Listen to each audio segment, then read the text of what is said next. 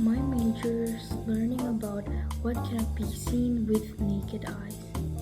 Hi, I'm a first year of engineering student, and no, I'm not talking about mystical things. I'm a first year of geophysical engineering student, and today I will show you and I will be telling you like the very basic fundamental of geophysics. By the way, this is a review about a book called A Very Short Introduction by William Polly. Okay, chapter 1. What is geophysics itself? So geophysics came from two words, which is geo and physics. Geo is earth and physics is the physics, So geophysics is learning the earth through its physical aspect. But why should we learn the earth through its physical aspects? Not like by, the form of it or just, what we can see. Okay, so in geophysics, we're learning more about what is laying underneath the earth's surface or the subsurface.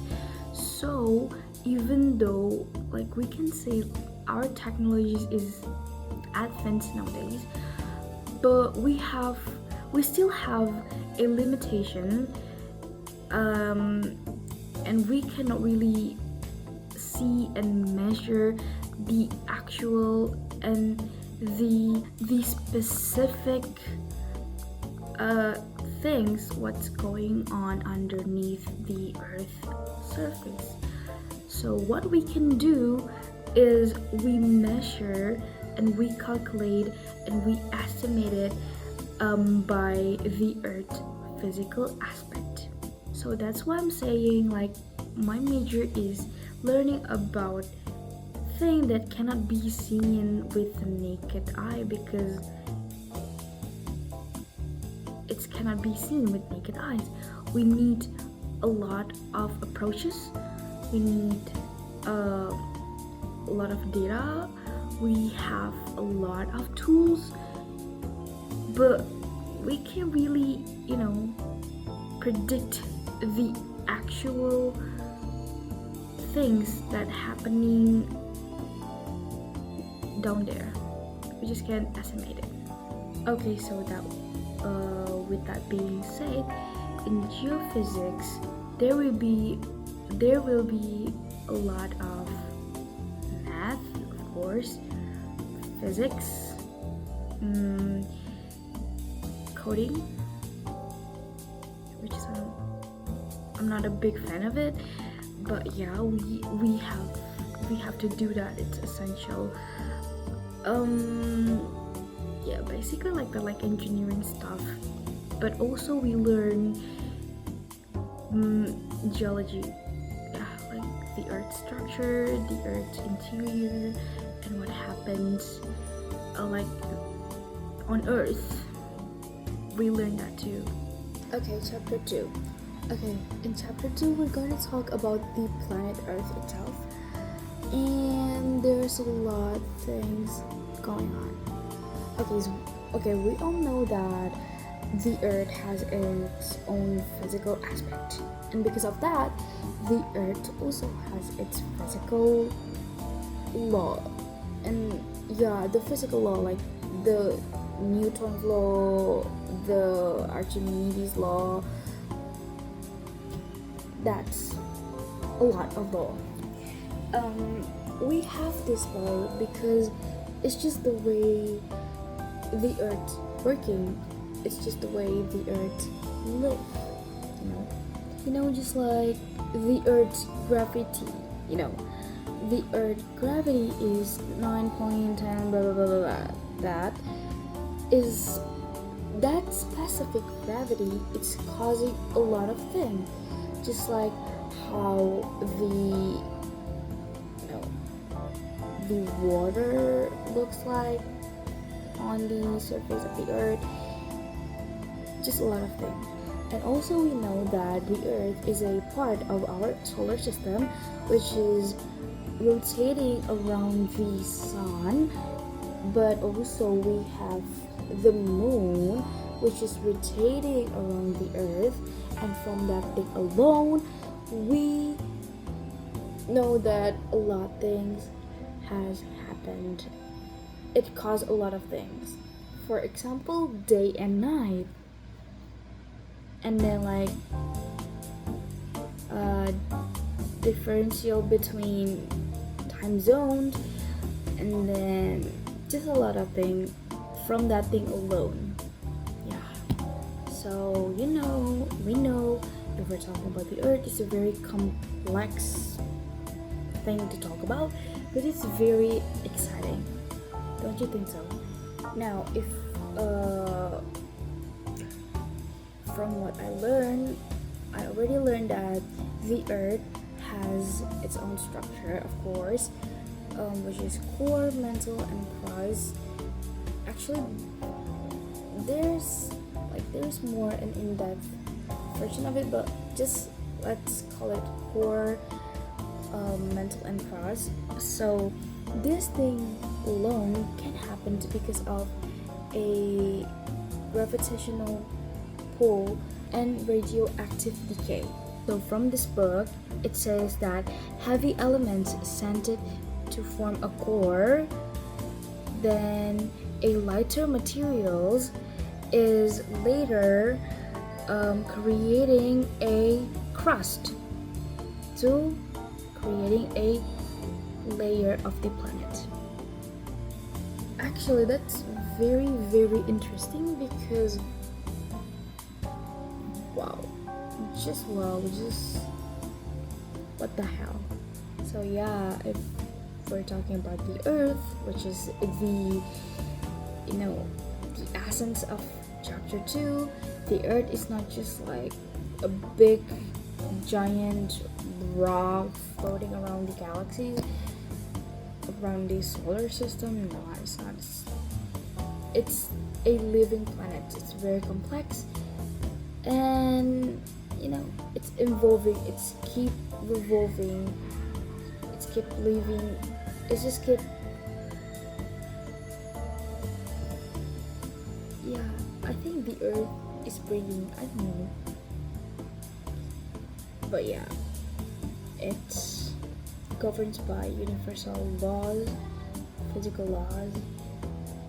It has its own rhythm if we care enough to look at it,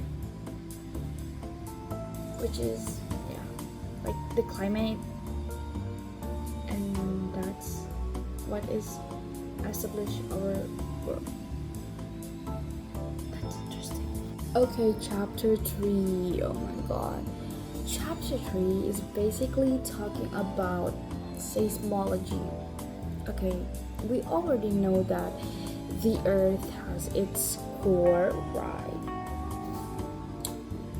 Then seismology is a study that studied about wave travel.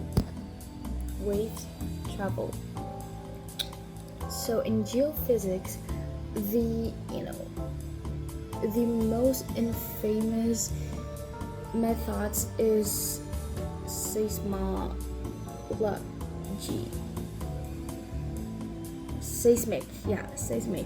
Seismic exploration, yeah. So it's like, I think it's the most infamous methods in geophysics, but yeah. So basically, like, we have these tools. Okay, seismology is talking about a study that studied a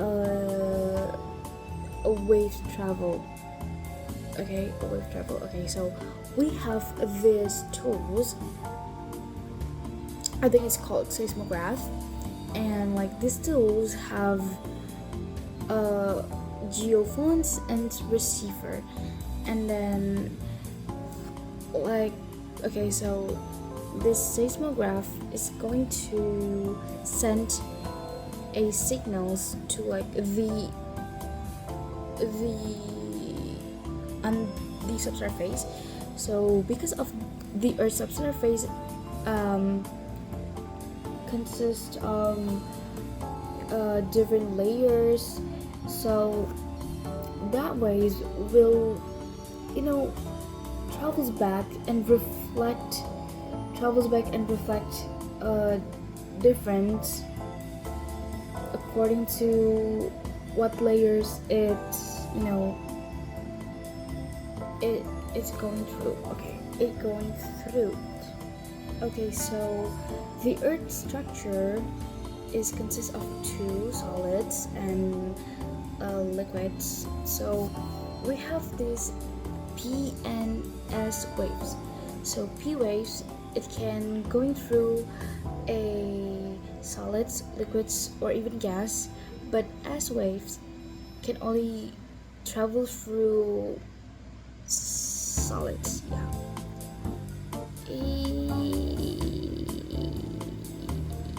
Yep, it's only can travel through solids. It cannot travel through liquids. So, and usually seismic or the seismic exploration in geophysics is used to estimate a earthquake.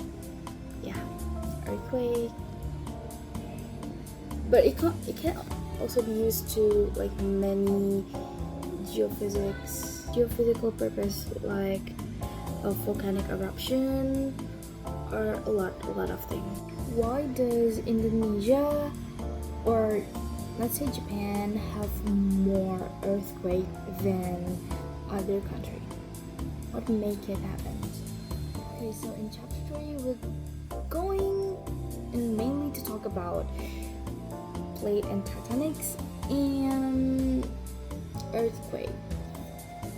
So to answer my previous question, why Indonesia have more earthquake than other countries, or some parts of Indonesia like the Java Island has more earthquake than Kalimantan Island. It's because Indonesia, or the location of the Java Island, is near the subduction zone. It's because near the plate boundary zone. Okay, so the Earth's outer layer consists of about 15 major plates and constantly moving. So as the plates move, their edges can get stuck while the rest of the plates continue moving, causing intense stress. And when the accumulated stress exceeds the strength of the rock, snap and slip.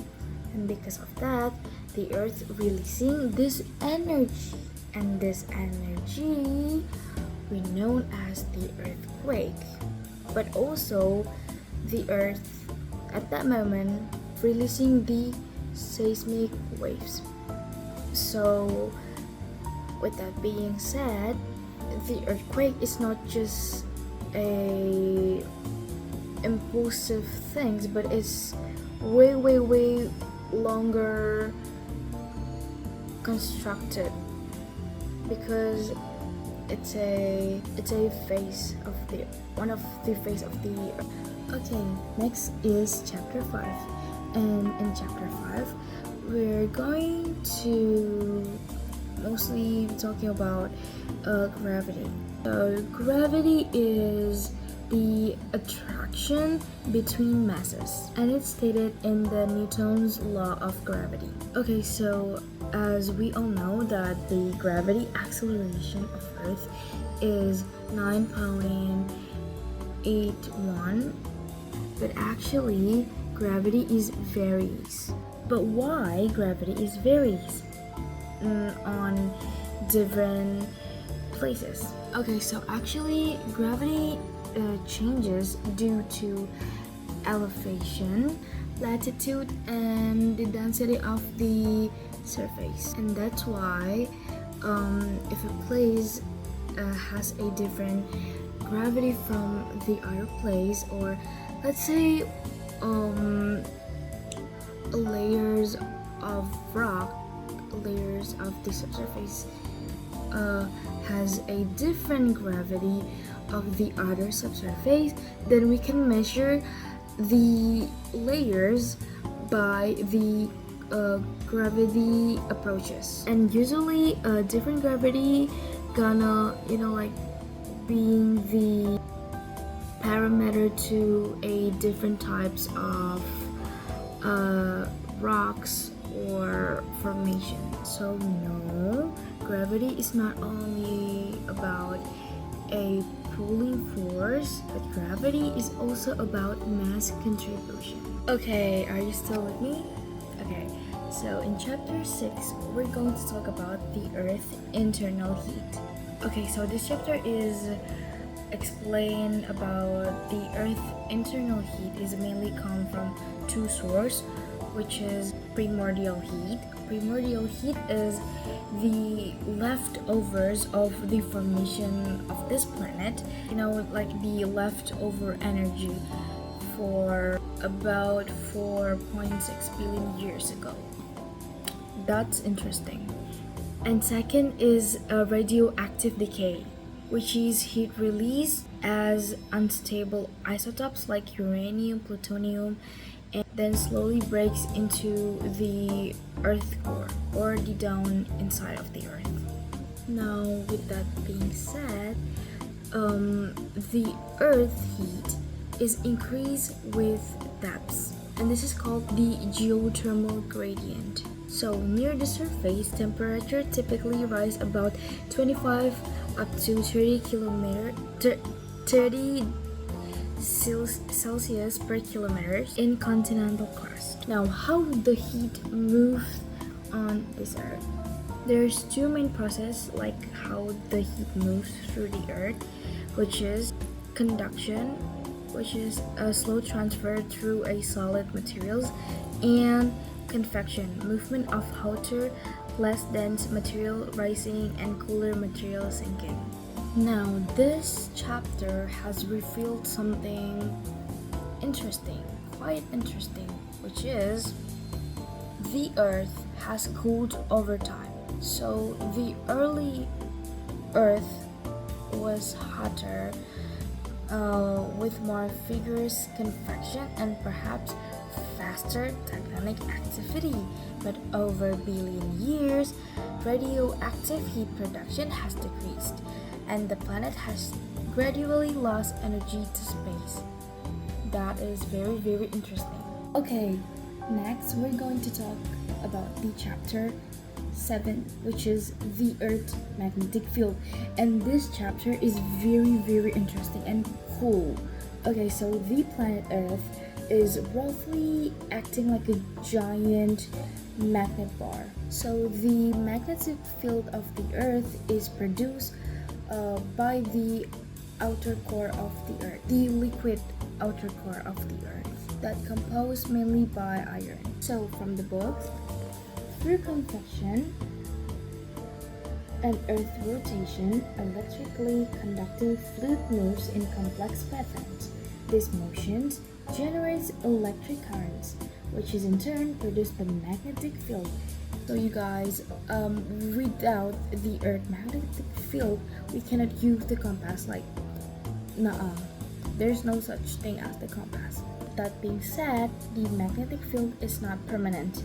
It's powered by the deep thermal energy. Okay, the magnetic fields is changing slowly over time, and this is called the secular variation. But did you know that the magnetic poles has been reversed many times? So the north becomes south and the south becomes north. And these reversals are recorded in volcanic mounts and ocean ridge, and very, very impactful for geology studies, because this can be the evidence of plate tectonics and seafloor spreading. So, when volcanic rocks cool, magnetic minerals inside them align with the Earth's magnetic field at that time. Sediments can also preserve magnetic signatures.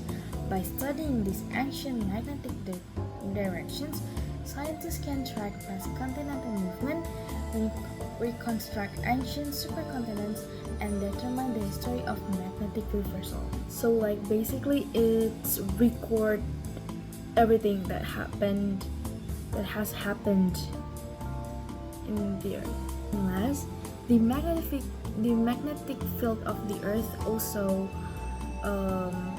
extends far into spaces, forming a thing called magnetosphere, which protects earth from harmful solar wind and changes particles. So it's basically like the earth shield from the outer things that could be harmful for our earth. And here we are, we have come to the end of this book, which is chapter 8. So chapter 8 is not really talking about theory, it's more about vision, mission, and philosophy things, like what we can do as geoscientists, what we can study, what we can expand, so our life, our earth, so the human life could be better. Okay, and that's it. I hope you find this video to be helpful. If you want to got into or want to know geophysics and what is geophysics and what we're learning about. Basically this study is very cool, like geophysics is very, very cool, and it's very interesting. It is complex,